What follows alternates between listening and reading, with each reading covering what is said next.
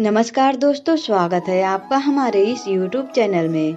दोस्तों, जन्म से लेकर मृत्यु तक हम सभी जीवन पर्यंत कर्म करते हैं।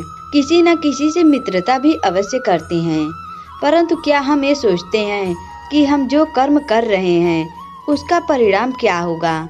या जब किसी से मित्रता करते हैं तो उससे पहले क्या ये विचार करते हैं कि हमें किस व्यक्ति से मित्रता करनी चाहिए और किस व्यक्ति से नहीं?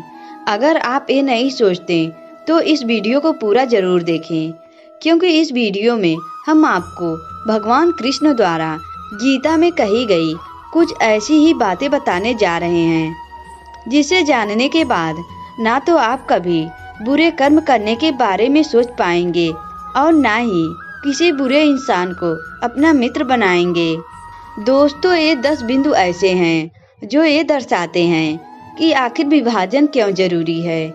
नंबर 1, भगवान कृष्ण कहते हैं कि कर्म मनुष्य का एक अभिन्न भाग है। कर्म सभी करते हैं, परंतु दोस्तों, क्या कोई भी मनुष्य कर्म करने से पूर्व एक बार ये विचार करता है? क्या वह सोचता है कि हमारे प्रत्येक क्रिया की प्रतिक्रिया अवश्य होगी या उसके द्वारा किया गया कर्म किसी और फल को जन्म देगी? जैसे कि जब हम किसी झूले को झुलाते हैं तो वह लौटकर अपने पहले स्थान पर अवश्य आता है, उसी प्रकार हमारे कर्म और उसके फल लौटकर आते हैं। कर्म का स्मरण करते हुए कृष्ण कहते हैं कि आम का फल पकने के बाद बहुत मीठा होता है, परंतु क्या किसी आम के वृक्ष को बोने वाले ने कदाच इसके फल खाने की इच्छा नहीं की होगी? यदि की भी हो तो यह आवश्यक नहीं है कि उसने इसके फल खाए भी हों, परंतु आप और हम अवश्य खाते हैं। अगर वर्षों पहले किसी ने इस आम के पेड़ के बदले बबूल बोया होता तो कदाचित उसके कांटे आज हमारे पाँव में जरूर चुभते। ठीक इसी तरह कभी कभी हमारी पिछली पीढ़ी के कर्मों का फल हम भोगते हैं और हमारे कर्मों का फल हमारी आने वाली पीढ़ी भोगती है। दोस्तों, कर्म करते समय फल की चिंता करना या ना करना ये प्रत्येक व्यक्ति विशेष का अधिकार है, परंतु वो फल बो रहा है या कांटे, उस पर विचार कर लेना उसका कर्तव्य है।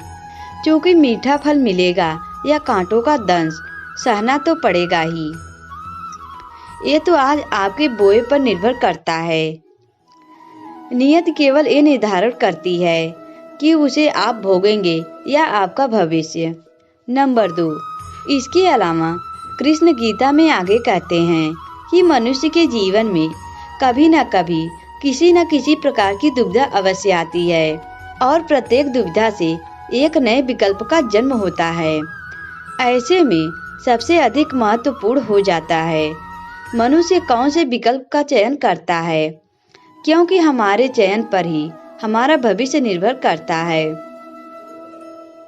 जैसे कि हम कैसा भोजन चुनते हैं उससे हमारा शरीर निर्धारित होता है। हम कैसे वस्त्र चुनते हैं उससे हमारा व्यक्तित्व प्रदर्शित होता है। हम कैसे वाहन पर चढ़ते हैं उससे हमारे यात्रा की सुगमता निर्धारित होती है। परंतु क्या हमारे चयन का महत्व केवल इतना ही है? क्या हमारा चयन सबसे अधिक महत्वपूर्ण तब नहीं हो जाता जब परिस्थितियां कठिन हो? बोलने से पूर्व शब्दों का चयन कर लेना वरदान सिद्ध हो सकता है और श्राप भी। विवाद के समय युद्ध किया जाए या शांति का प्रयास, ये चयन भविष्य बदल सकता है। नियत हमें द्वंद्व में फंसाती है, भाग्य हमें विकल्प देता है, परंतु भविष्य चयन पर निर्भर है।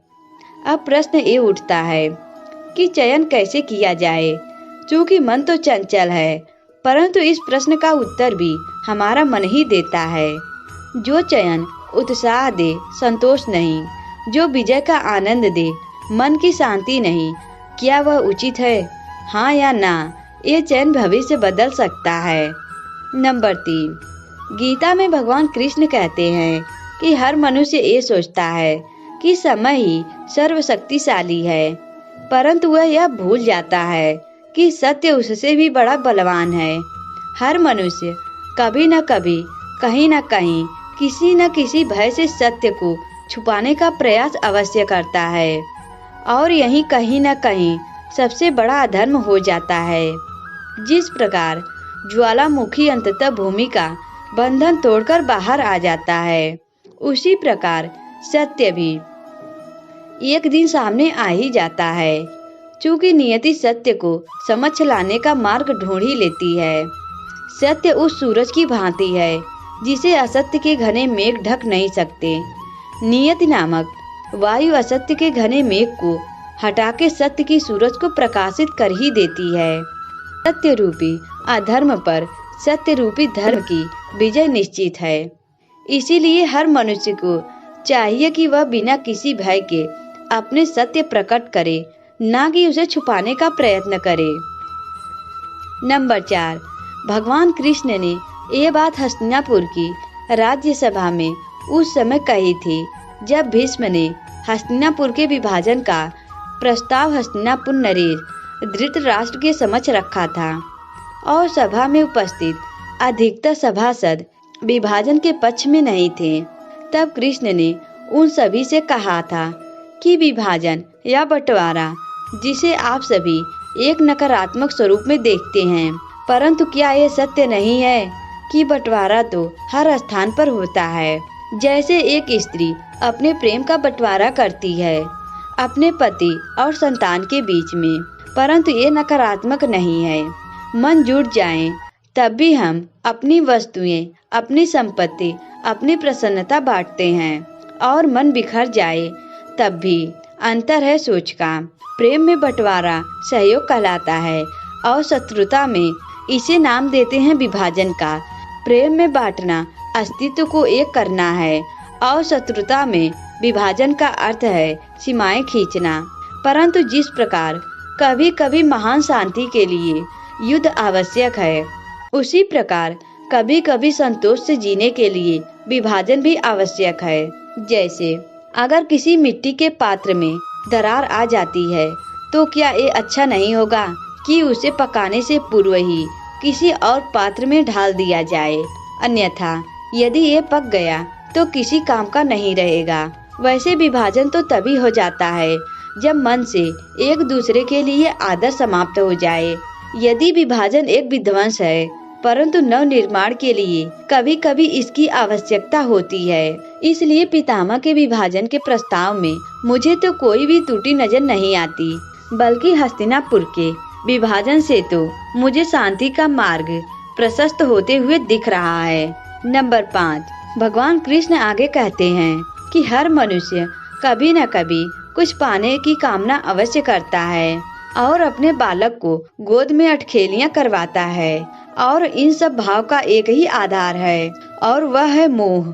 कुछ लोग कहते हैं कि मोह बंधन है, मोह अवगुण है, परंतु नहीं, कोई भी भाव कभी गुण बन सकता है, कभी अवगुण। तो अब यहाँ ये सवाल उठता है कि क्या मोह गुण हो सकता है? यदि वह सीमा में रहे, परिवार से मोह सीमा में रहे तो वह ममत्व को जन्म देता है।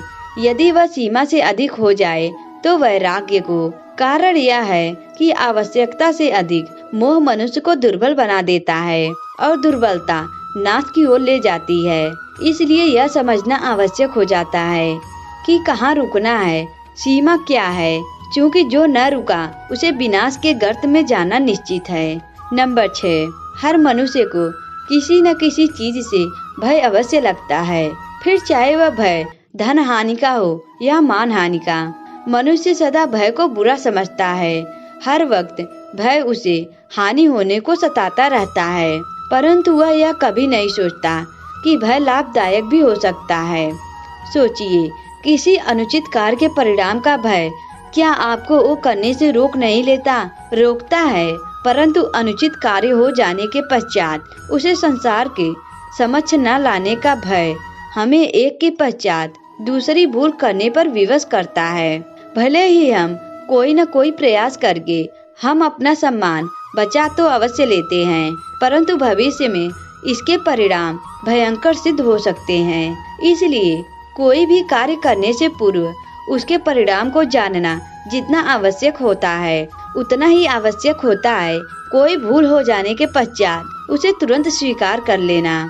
नंबर 7, आप जिससे प्रेम करते हैं सदा उनके समीप रहना चाहते हैं। आप नहीं चाहते कि कभी अपनों से दूर होना पड़े, बिछड़ना पड़े, परंतु एक समय के पश्चात अपनों से दूर हो जाना उन्नत के लिए आवश्यक है। आप माता पिता हैं, यदि आप अपने संतान के जीवन के पग पग पर उनका मार्गदर्शन करते रहेंगे तो आपकी संतान स्वयं मार्ग चुनना कैसे सीखेगी, मार्ग के कांटों से स्वयं को बचाना कैसे सीखेगी। इसलिए एक समय के पश्चात अपनों से बनाई गई दूरी सदा लाभदायक रहती है। इसलिए यह आवश्यक है कि मनुष्य को चाहिए कि वह एक निश्चित समय के बाद अपने संतान को अपने मार्ग का चयन करने के लिए अकेला ही छोड़ दे और आवश्यकता पड़ने पर उसे अपने से दूर कर दें, ताकि आपके जाने के पश्चात वह जीवन में आने वाली सभी बाधाओं का सामना आसानी से कर सके। नंबर 8, गीता में कृष्ण आगे कहते हैं कि जिस प्रकार सूर्योदय से ठीक पूर्व रात्रि तनिक अधिक गहरी और गाढ़ी हो जाती है, उसी प्रकार एक नए प्रारंभ से पूर्व मन पर, सोच पर, विचारों पर अंधकार छा जाता है। मानव मन जो ठहरा दुविधा आ ही जाती है। क्या आगे जो होगा वह शुभ होगा? क्या जीवन में जो हम पीछे छोड़ आए हैं वो कहीं भूल तो नहीं रहे? ऐसे में क्या करना चाहिए? जिसका जवाब देते हुए श्री कृष्ण कहते हैं कि इस समस्या का केवल एक ही उपाय है, आगे बढ़ें।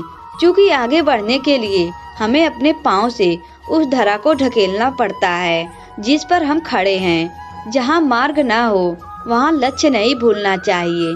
बस एक नया मार्ग बनाने का परिश्रम करना चाहिए, क्योंकि नया मार्ग बनाया तो लक्ष्य ही मिलेगा, और यदि लक्ष्य नव निर्माण का हुआ तो मार्ग भी बनेगा।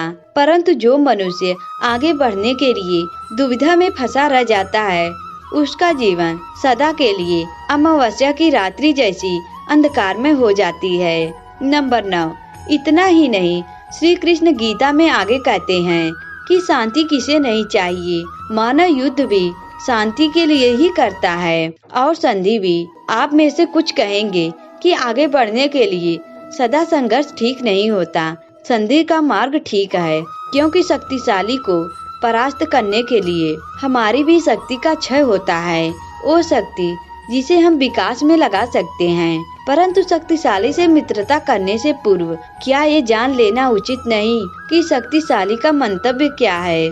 कहीं हम संघर्ष बचाकर एक बड़े उत्पाद को तो जन्म नहीं दे रहे हैं, क्योंकि सर्प से मित्रता आपको शांति नहीं देती, अपितु सर्प को अवसर देती है कि भविष्य में वो आपको डस सके। नंबर 10, साथ ही श्री कृष्ण गणित के बारे में बताते हुए कहते हैं कि गणित भी कैसा महान विषय है। ऋण और ऋण मिल जाए तो धन बन जाते हैं, परंतु अंक गणित और जीवन के गणित में बड़ा अंतर है। बुरे से बुरा मिल जाए तो कभी अच्छा सिद्ध नहीं होता। यदि दो बुरे संधि कर लें तो वह अधिक भयंकर सिद्ध होते हैं। ऐसे में उनकी मित्रता, उनकी संधि का विच्छेद आवश्यक है, चाहे वो किसी की भी भांति हो। यदि खूंटा धरती में फंस जाए तो सदा खूंटे पर प्रहार नहीं करते, कभी कभी धरती को भी खोदना ही पड़ता है। इसलिए श्रेष्ठ यही है कि संधि करने से पूर्व विचार कर लेना चाहिए। यदि परिणाम भयंकर दिखे तो उससे उसका विच्छेद कर दिया जाए। तो दोस्तों, गीता में भगवान कृष्ण के द्वारा मनुष्य के जीवन से जुड़ी बहुत ही छोटी से छोटी चीजों के बारे में बताया गया है, जिसका अगर पालन किया जाए तो कोई भी मनुष्य न तो कभी बुरा कर्म कर सकता है और न ही नकारात्मक विचारों को खुद पर हावी होने दे सकता है। इतना ही नहीं, मेरे विचार से तो गीता के अध्ययन से एक ऐसे समाज का निर्माण किया जा सकता है। दोस्तों, आज की वीडियो में बस इतना ही। अगर यह वीडियो आपको अच्छा लगा तो वीडियो को लाइक करें और हमारे चैनल को भी सब्सक्राइब करें। दोस्तों, वीडियो देखने के लिए आप सभी का धन्यवाद।